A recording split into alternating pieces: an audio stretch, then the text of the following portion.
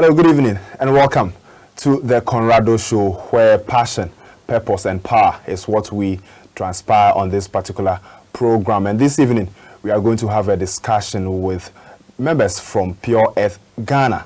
They are here to give us some public awareness when it comes to the use of lead and mercury that is polluting our environment, especially in an age where galamsey has become something that is really worrying our environment and our country. This evening on the Conrado Show, we are going to hear from the project manager in the person of Blessing Enyonam Gbadago, who is going to share with us what Pure Earth Ghana is all about and why Ghanaians need to be concerned about the use of lead and mercury in terms of its pollution in our environment. My name is Dennis Abe, your host for the Conrado Show this evening. And so we'll go for a quick break. When we come back, Enyonam will be joining us and we'll get a conversation going. There is a video that will be showing to you from Pure Earth Ghana as part of what they have been doing in curbing this particular problem. We'll be back after this break.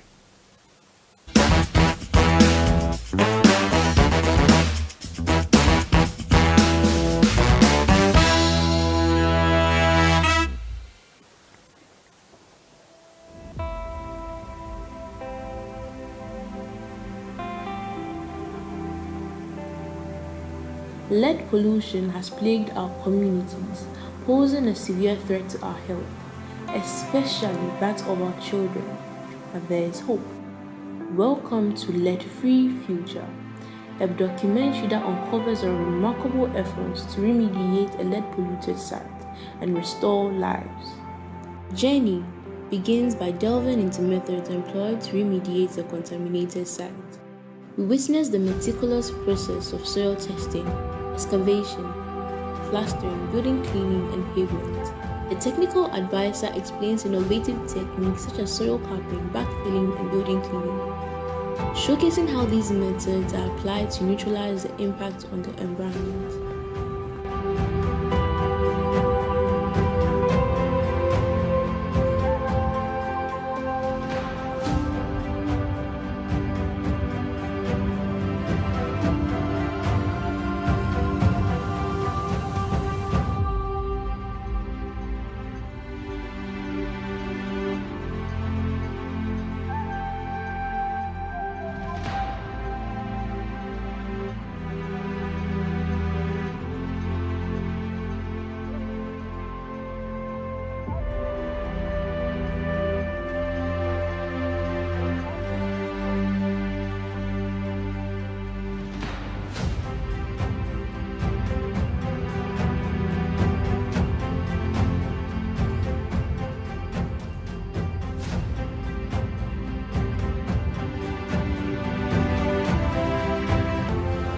Precautions are paramount to protect individuals during the remediation process. We learn about the stringent safety measures implemented, including personal protective equipment, gas control, and proper waste disposal. Interviews with workers and safety experts shed light on the significance of these precautions in safeguarding both the environment and human health.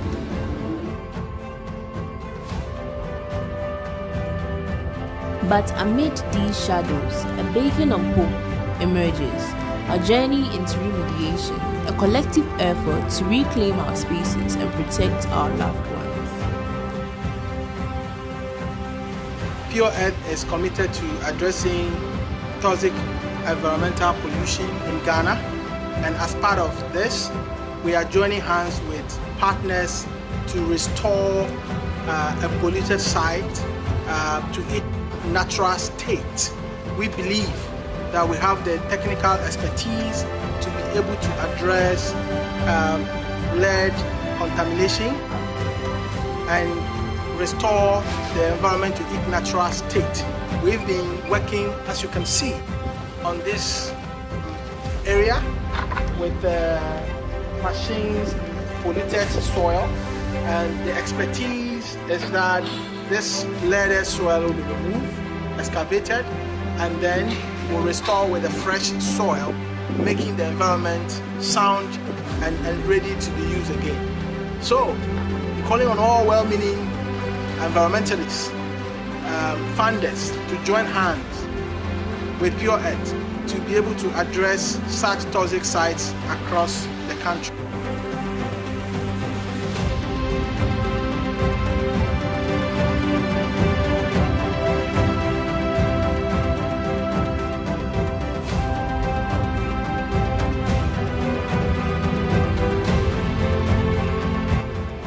United, we redefine our narrative, excavating the past, introducing nature's allies to heal our soil, and embracing the green promise of a lead-free horizon. Join us in this pivotal journey. Together, we rewrite the stories of our communities, ensuring lead-free horizons for generations to come. Thank you. Bye-bye.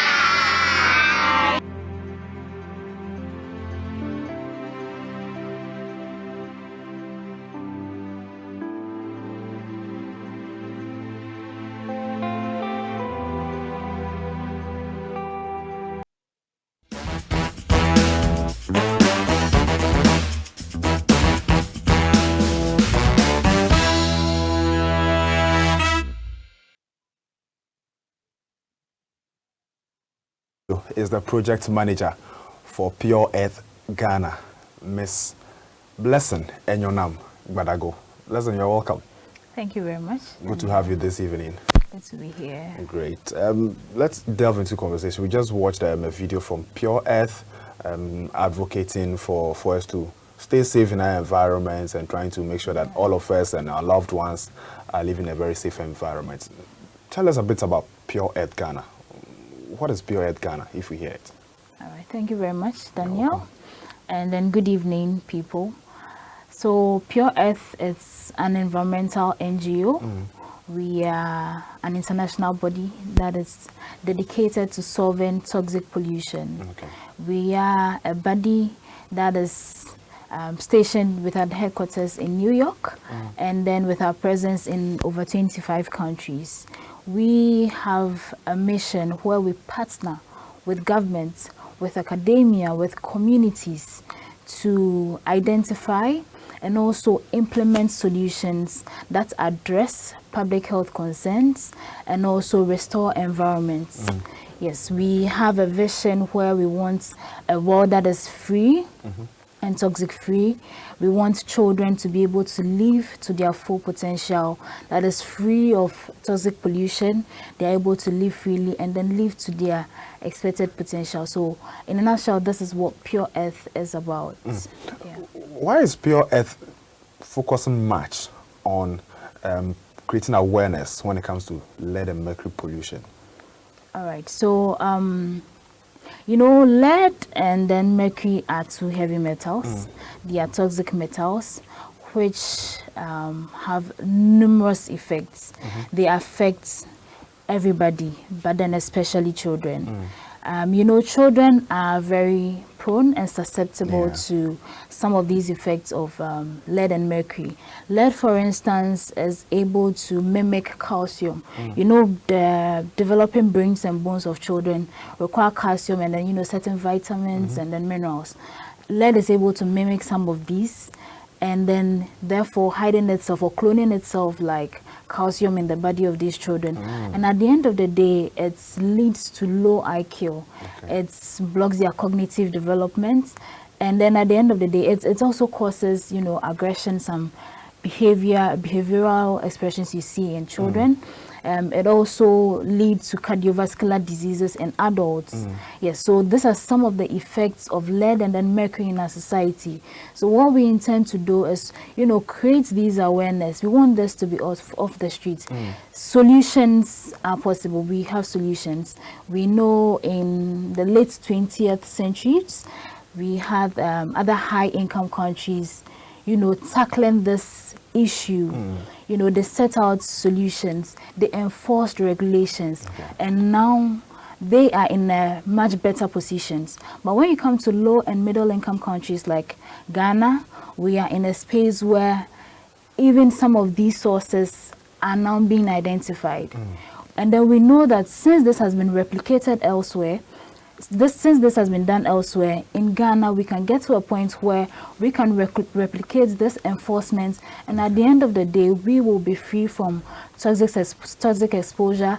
At the end of the day, we are going to, you know, have minimal cases of cardiovascular diseases, violence, and so on and so forth in the community. So this is what we strive to achieve at Pure Earth. As part of your activities at Pure Earth, what do you think has become or has been the problem with a country like Ghana having to deal with some of these effects as a result of high usage of lead and mercury substances?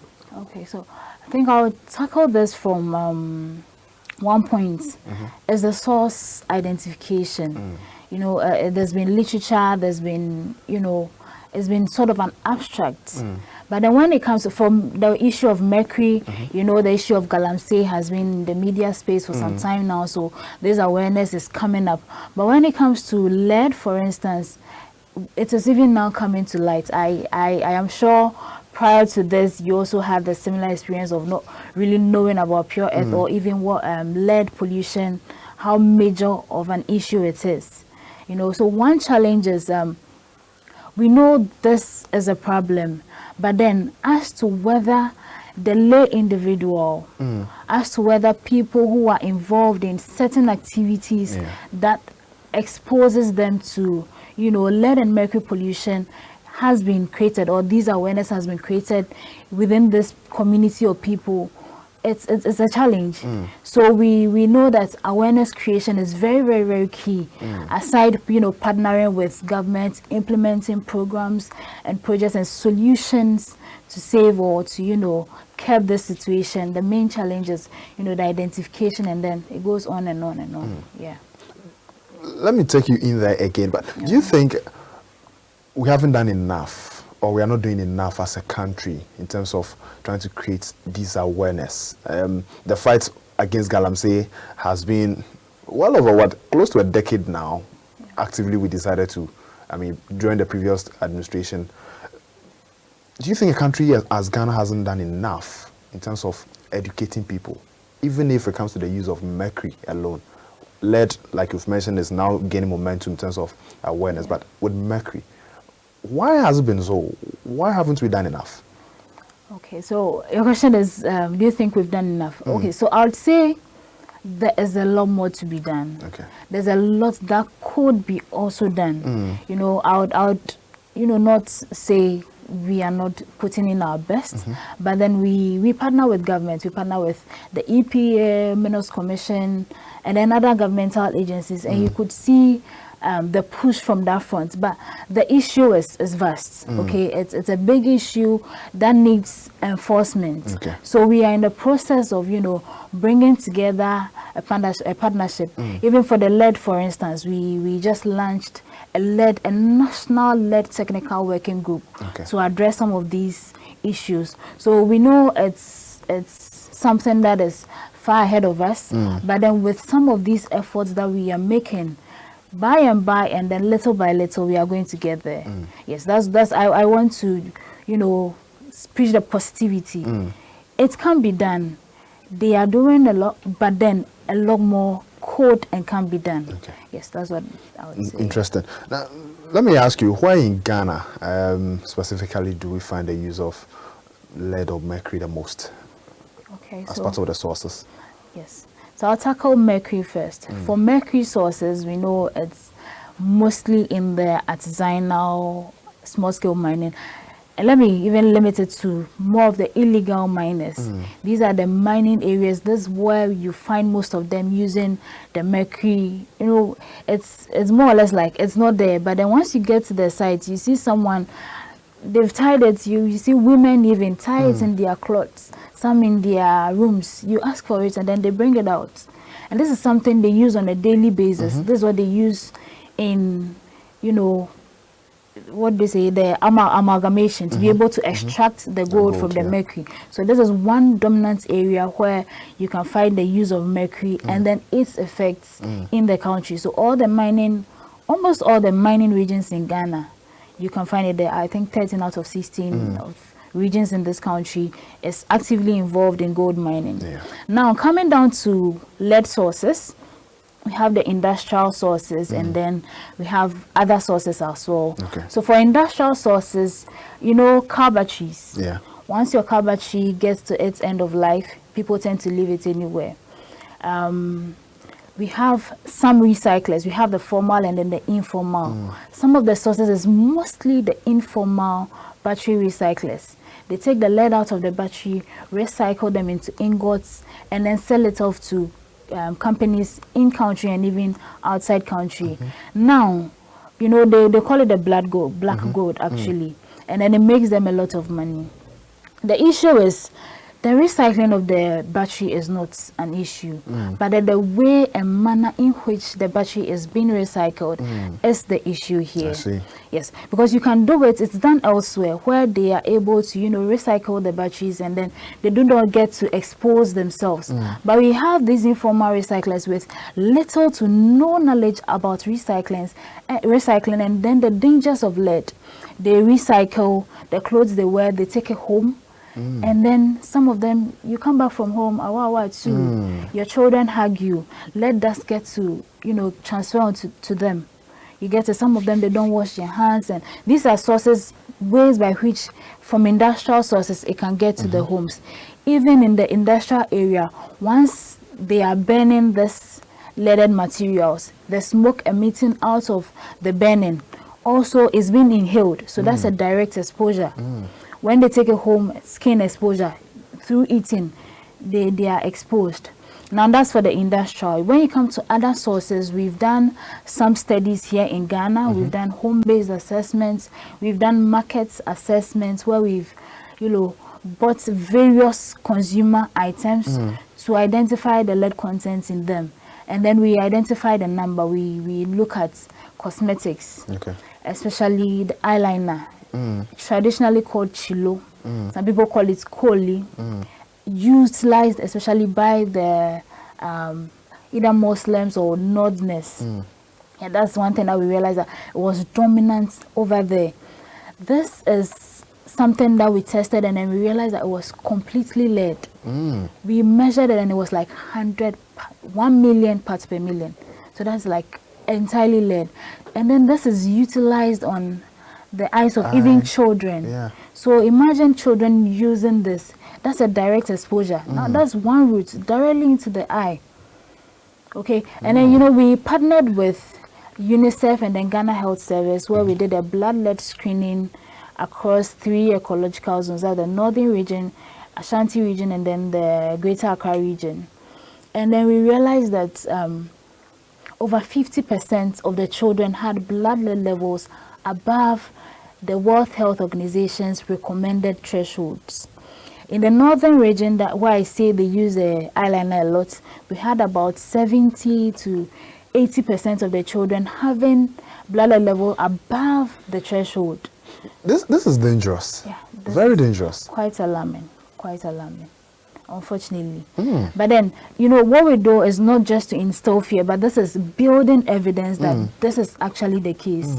Okay, well, what we try to do is to implement solutions, is to partner with governments, communities, empower them to identify some of these sources, to eliminate these sources, to implement solutions that will work. And at the end of the day, we want the children, we the youth and children, to be able to live to our full potential, and then even for the adults to live lives without cardiovascular diseases and so on and so forth. Let me you did mention that some of these things, especially the use of lead, comes as a result of little or no knowledge at all about the effect of lead and all of that. But do you think some of the people who are in there is because they actually know nothing about what even the car battery is made of? They know there's car battery, there's a substance in there that if I take out can fetch me money, can do but do not know what exactly the substance actually is. And if it's so, how are we actually going to let these people, because somebody has done this thing for say 15-20 years, how can we come in as pure earth to educate this person and say, please, the effect of what you've been doing for the past 2 decades is A, B, and C. How will the person accept to say, let me change for my ways? All right, so this is an interesting thing. Like you said, people do not know that it's even lead. Some even know that it is lead. There's a tree name for it, I've forgotten. But some know it is lead, but as to whether it is harming them, when they don't know the harmful effects, that's when they don't know what to do, or they deem, they need to get their money and then they are good to go. But some do not even know that it comes with certain effects. So as Pure Earth, I think we have a story, I think in a documentary that was shown, we had the story of a woman who worked in one of these recycling facilities, and she narrated how she had issues with her menses and so on and so forth. These are things that are attributed to lead pollution. Okay, so with empirical data, with exemplary stories like that of the lady you saw, we want to drive change. We actually have community awareness programs where we have community debates, we assemble leaders of various communities, and then educate them about lead pollution. All right, we know we've done this in areas that we know that we have very high lead levels in there, but then there are other areas that we also need to focus on. So by and by, day by day, we are still collaborating with bodies, especially on the ground, to be able to push this message through for them to get the awareness that, oh no, even though I've been using this for the past 20 years, even though I've been doing this, this is the possible side effect. This is the story of someone who has been exposed before. So there and then it's able to sink, and then they're able to change their ways. Interesting. We are talking to the project manager from Pure Earth Ghana, and I'm stunned by some of the statistics and some of the figures she's mentioning. 70 to 80% of people in the northern region making use of the lead products without even being so much aware of the effect.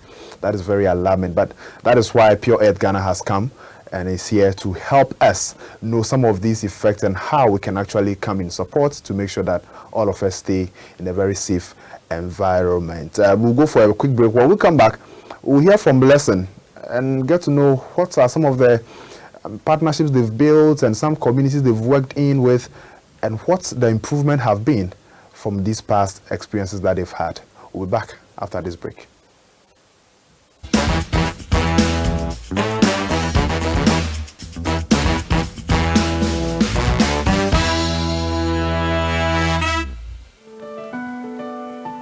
We are done.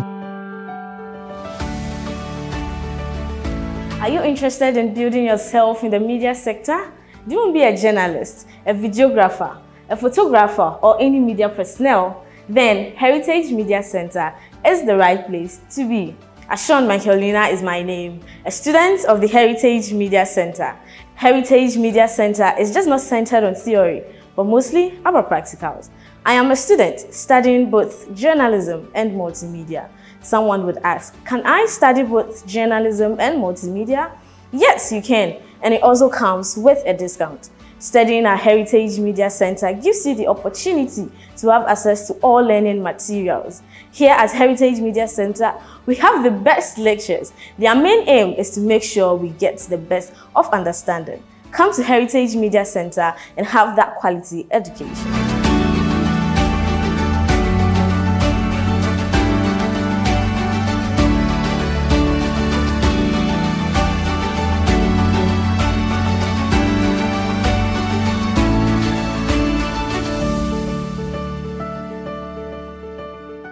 Hi there, my name is Nuruddin Adams, a proud product of this noble institution. Heritage Christian University is not just a learning place, but a community that transforms lives and empowers its students to become compassionate entrepreneurial leaders. My journey here has truly been life-changing, and I invite you to come experience the same. Whether your passion is into business, nursing, midwifery, psychology, communication studies, multimedia technology, information technology, or theology and ministry, Heritage has tailored these programs for both the undergraduate and graduate studies to suit your goal. If you're ever ready to take your education to the next level, then pick up an application form and join us today. At Heritage, you are never alone, as members of the community will stand and work with you every step of the way. Welcome to Heritage Christian University.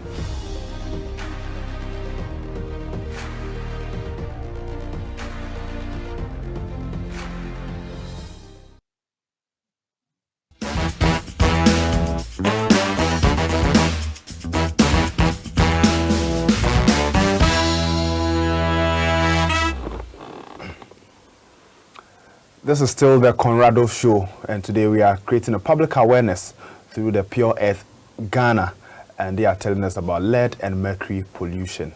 A lot of insights have been shared already from the project manager, Ms. Blessing Enyonam, Gbadago, and we are going to talk more about some of the partnerships they've built over the past few years they've been in Ghana, and then also talk about some of the communities they've visited and what sort of improvements that have been made in terms of all of these activities that they've done. Listen, you've already shared some insights and trying to psych all of us to embrace the change that Pure Earth Ghana is bringing on board. Now, I know you have a partnership with Matter Youth Foundation. Yes, yes. Tell us a bit about that partnership and how it ropes into the activity or the agenda. All right, thank you very much. So yes, Pure Earth is, partnering with Matter Youth Foundation on this year's Environmental Youth Summit. Okay. Youth Empowerment Summit. That's a YES program that is happening in Tamale on the 16th of August. I think next 2 weeks. Yeah. Yes. We recognize this opportunity as we recognize this summit as an opportunity for Pure to be able to empower the youth. Yes, we want to create that awareness even at the level of the youth, so that we'll be able to drive some of this, change. We also have partnership with other youth organizations, that's the All African Students Union. Okay. We've partnered with University of Ghana, Department of Earth Science. We want the youth also to carry this message. We do this by, creating communicating with them in ways they can understand, visualizing contents that they're able to absorb, understand, and also, educate their family, their communities, their society in turn. So it's sort of a chain, empowering the youth to be able to also drive this change and then make it happen. Okay. Yeah. Aside this year's summit, over the past few years, have you had any engagement with the youth, and how has the reception been from the youth, and have there been some improvements in terms of what used to be in existence and after the engagement? Yeah, thank you very much. So we've had, like I mentioned, our partnership with the University of Ghana. That was a year ago during one of the youth celebration days, where we were able to, divulge this issue of lead pollution and mercury pollution to them. I'm also a youth, and then this is somewhere I have also been not so long ago. So I was able to communicate with the youth on the level of what mercury is, how it came about, how it's being used, what is being done, how it affects us, and then they were able to resonate. It was something new for some of them, but then the message was able to get to the youth in such a way that you have calls here and there, this is what I've seen here. Is this also attributed to lead poisoning or so and so? We coach them about it. They're able to spread the message wide. So I think this is one impactful engagement we've had.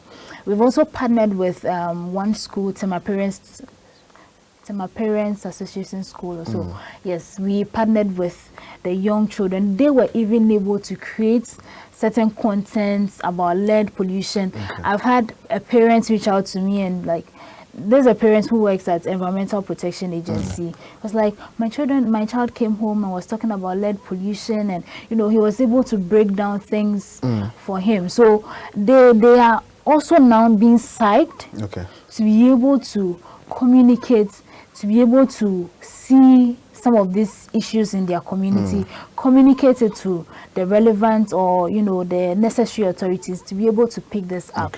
Yeah, this is some of the engagements we've had, and then it's yielding very, very good results. And we look forward to continuing this partnership with these various institutions. One, for instance, the Matter Youth Matter Foundation, that we want to expand. We want to take this opportunity to expand our projects, our programs also in the northern region. So this is going to serve as an opportunity for us to, do that as well. Okay, yeah. Interesting. Now, somebody is able to suspect or in a household, they have the knowledge to be able to suspect that this could be the use of mercury or lead in my immediate environment.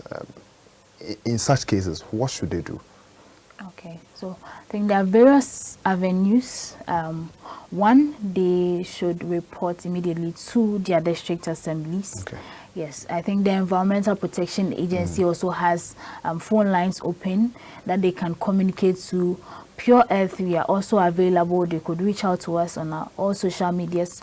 Pure Earth, you Google us, you give us a call about these issues, and then we'll be able to pick it up. Okay. This is an instance we've seen before where we were called from somewhere in Greater Accra, in Accra, I think Pone area. We received a call that there's this activity that is being carried out here, and then we were also able to take it to the appropriate government agency, that's the EPA, and then they took it up.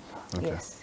Interesting. Now, we'll be wrapping up shortly, but from Pure Earth, what is it that you would want individuals and agencies watching us, NGOs and government institutions who haven't come on board just yet, what is it that you would want them to know of today? Okay. So I'll start off with those we are partnering with. We want that continuous collaboration from the EPA, from the Ghana Standards Authority, and then other governmental agencies we are already partnering with. We want to continue that. We want their continuous support to be able to achieve this lead-free, mercury-free, toxic-free Ghana. Also, for partners or for government agencies who have not heard about it or who are not on board yet, as I've mentioned, the National Technical Lead Working Group is also there. We want to have them on board so that together we all have roles to play. We all have mandates. We all can chip in, hold in here and there. And then at the end of the day, lead and mercury will be free, will be out of the society. So we are looking forward to a world where we are able to solve pollution, we are able to save lives, and then we are protecting the planet. Thank you very much. As we leave, any social media handles or any phone numbers to give out contact? Yes, so Pure Earth Ghana on all social media, Twitter, Instagram, Facebook, LinkedIn, we are all over. We have our contact numbers also there, so you can reach out to us over there. All right. Thank you very much, Blessing, for being with us this evening and sharing this insightful thoughts with us. Thank you very much for having us. A pleasure. We have been speaking to the project manager from Pure Earth Ghana, Blessing Enyonam Gbadago, and she has shared a lot of insights from what exactly it is that Pure Earth Ghana has brought on board to help in always bringing a very good, safe environment to this country as a result of some of the usage of lead and mercury, especially in the age of Galamsey. We are dying slowly. From some of these statistics, we are dying slowly, but Pure Earth is here to help us salvage the situation. This has been the Conrado Show, and we spoke to Pure Earth Ghana. My name is Dennis Abelese. A big thank you to Heritage Christian University. Admission for the September 2025 intake is currently ongoing. You can reach out to Heritage Admissions Office on 020-229-8399, 020-229-8399. You can also visit our website www.hcu.edu.gh for more information. So we'll come your way again some other time. Very good evening.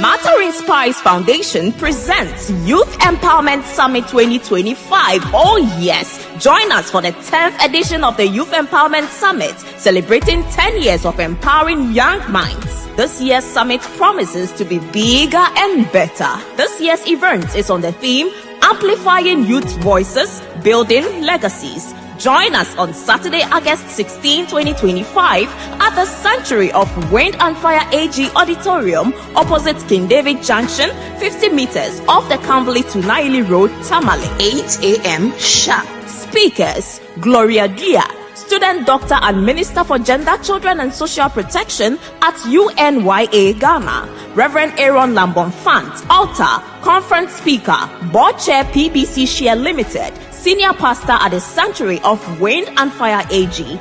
Osman Abdullahi Ayaruga Esquire, CEO, National Youth Authority, Ohiniri Gifty Auntie, Alta, Conference Speaker and CEO of GDA Media Limited. Chairperson, Georgina Asari Fiagbenu, Senior Manager, Corporate Communications, MTN Ghana.